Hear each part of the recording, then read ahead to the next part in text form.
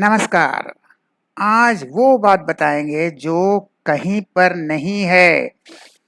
कोई मीडिया इसके बारे में चर्चा नहीं कर रहा है। ये तो चर्चा हो रहा है कि ममता बनर्जी I.N.D.I.A की अनबन की खबर है। ये बात है कि वह किस बात पर वो गुस्सा है। ये बात है कि वह क्यों इस डॉट डॉट से बाहर क्यों जा रही है, लेकिन इसके बारे में कोई बता नहीं रहा है कि वह जब छोड़ना ही था तो वो शामिल क्यों हुई। जब उनको I.N. हम डॉट डॉट ही कहते हैं, जब उनको डॉट डॉट छोड़ना ही था तो शामिल क्यों हुई। शामिल ही नहीं होना था। और ये गलत बात है कि वह गुस्सा होकर जा रही है। उनका पहले ही प्लान था, वह ज्वाइन करेंगी और कोई बहाना ढूंढकर वह छोड़कर जाएगी। ये कोई गुस्सा होकर नहीं गई। वह जानती थी कि हमें अकेला ही लड़ना है, हमें यहाँ पर आना है और उसके बाद कोई भी बहाना ढूंढकर यहाँ से फिर बाहर जाना है और अकेले जाना है। ये उनका प्लान था। ये पहले से ही प्लान था। वो अकेले ही चुनाव लड़ना चाहती थी। ये डॉट डॉट का गठबंधन ये बकवास है, ये पहले ही जानती थी। ये डॉट डॉट कभी सक्सेसफुल नहीं हुआ, ये कभी सफल नहीं होगा, ये पहले ही जानती थी। ये बेकार के माने जो उस दिन कोई कह रहा था ये बंच ऑफ जोकर्स, तो इस जोकर्स के साथ आके उनका कुछ नहीं होने वाला है। वो अपने अपने अकेली दम पर बंगाल चुनाव जीत सकती हैं, यह उनका विश्वास है और वह अकेले ही लड़ेंगी। ये पहले से उनका तय था और वह यह भी जानती थी कि यहाँ आकर उन्हें कुछ नहीं मिलने वाला है। अगर इसमें ज्वाइन करती तो वह आत्महत्या होता। तो लेकिन सवाल वही है, जब छोड़ना ही था तो शामिल क्यों हुई। ये कोई डिस्कस नहीं कर रहा है। ये तो कर रहा है भाई उसके साथ अनबन हो गई, इस कारण से वो गुस्सा हो गई, इस कारण से। अरे लेकिन यह प्लान था उनका। तो जब छोड़ना ही था तो ज्वाइन क्यों किया भाई। ज्वाइन ही नहीं करना चाहिए था। तो चलिए देखते हैं और इसका जस्टिफिकेशन भी देखते हैं। पहले ये बात समझ लीजिए, ममता बनर्जी एक अनुभवी राजनीतिज्ञ हैं।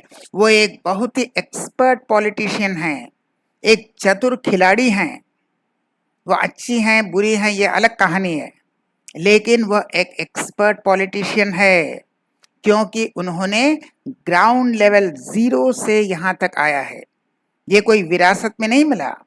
ये कोई राहुल गांधी या आदित्य ठाकरे या उद्धव ठाकरे की बात नहीं है जिनको विरासत में मिल गया, उनको कुछ करना ही नहीं पड़ा।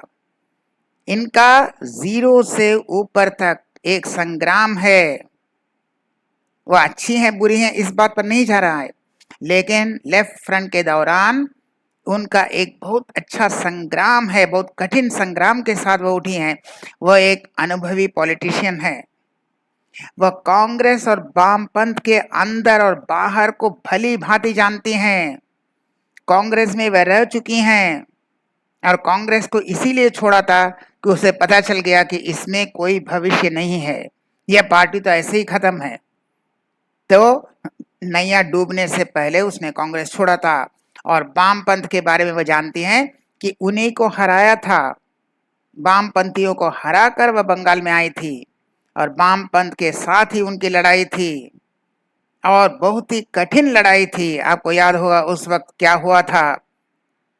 लेफ्ट फ्रंट का जब गवर्नमेंट था, पुलिस डंडा पीट कर उनका सर फोड़ दिया था।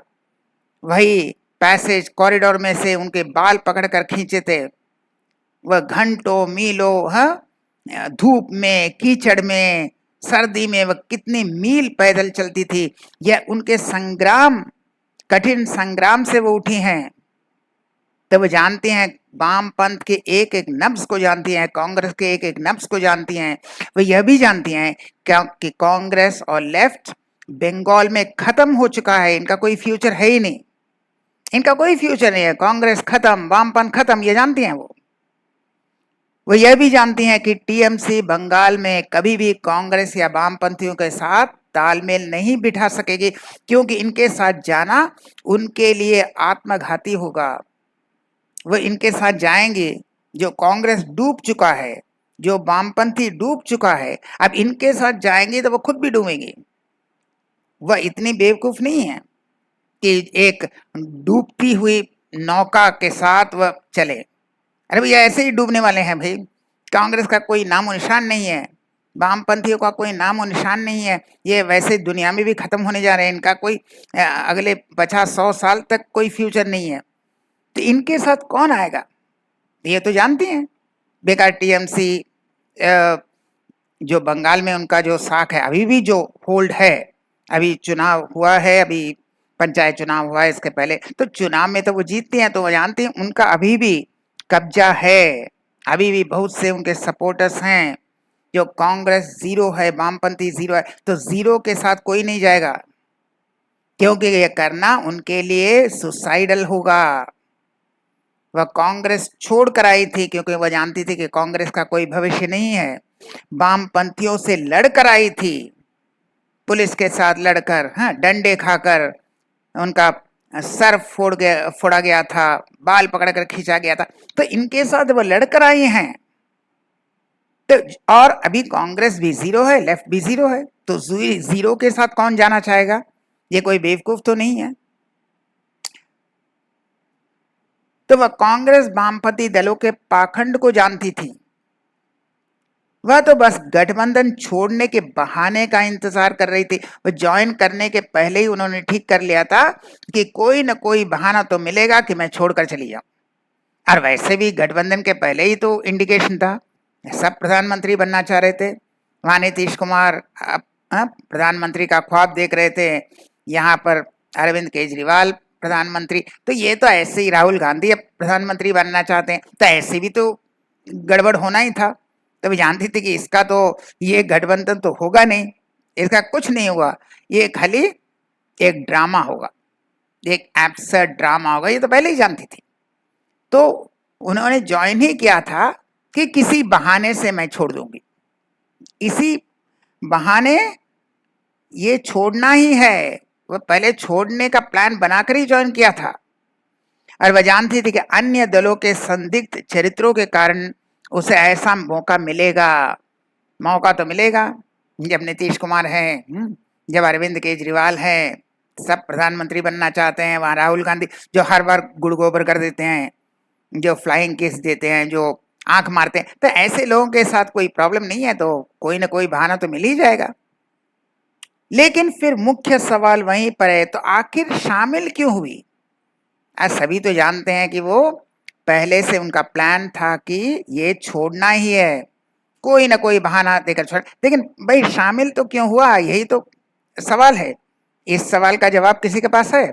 ये कोई भी चैनल नहीं बता रहा है कि वह ज्वाइन क्यों हुई। वह कह रहा है कि इस बात पर गुस्सा हुई, उस बात, अरे किसी बात पर गुस्सा नहीं हुई। उनका प्लान ही था, उनका स्ट्रेटजी ही था कि हम ज्वाइन करेंगे, फिर किसी न किसी बहाने हम छोड़ देंगे, क्योंकि उनको अकेला ही लड़ना है।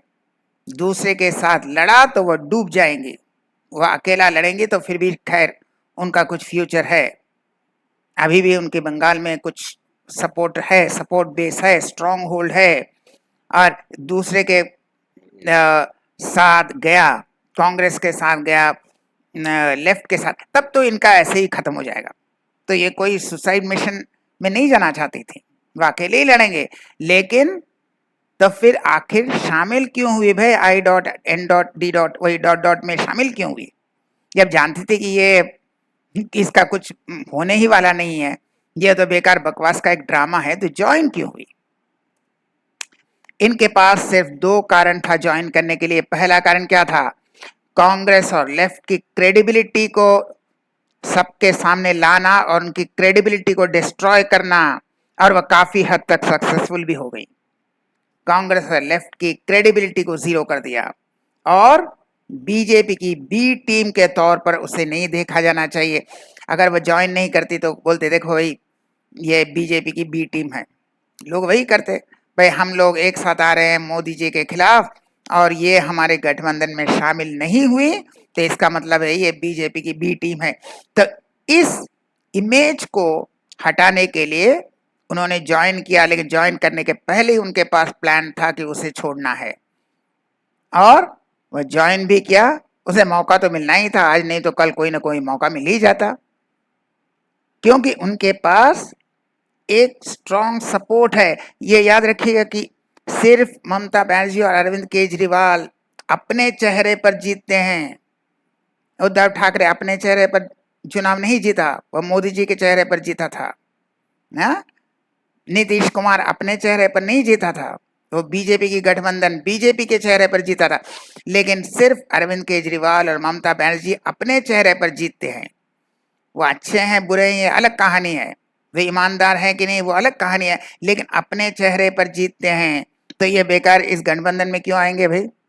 इसका एक ही कारण था कि कांग्रेस और लेफ्ट के क्रेडिबिलिटी को सबके सामने एक्सपोज करके उनका क्रेडिबिलिटी जीरो करना, और ये कोई न कहे कि ये बीजेपी की बी टीम है, तो चलो भाई दिखाने के लिए हम ज्वाइन भी कर दिया और बहाना भी मिल गया, हम छोड़कर चला गया। ऐसे तो भी प्लान ही था अकेले लड़ने का। ये कोई टीम नहीं बता रहा है, ये कोई चैनल नहीं बताएगा आपको, ये कारण है। ये नहीं कि गुस्सा होकर चले गए, वो गुस्सा होकर नहीं गई, उनका प्लान ही था कि हम किसी गठबंधन में नहीं रहेंगे, हमें अकेला लड़ना है। क्यों? जैसे ही गठबंधन में गया मेरा नुकसान होने वाला है, क्योंकि बंगाल के लोग ना कांग्रेस को पसंद करते हैं ना लेफ्ट को पसंद करते हैं, दोनों से घृणा करते हैं वो। फिर भी इनका सपोर्ट बेस है, वो कांग्रेस और लेफ्ट को तो जहर समझते हैं। तो पागल है, तो ये बेवकूफ नहीं है कि उनके साथ जाएं। तो खैर आज के लिए इतना ही, फिर आएंगे एक नए वीडियो के साथ। तब तक के लिए नमस्कार।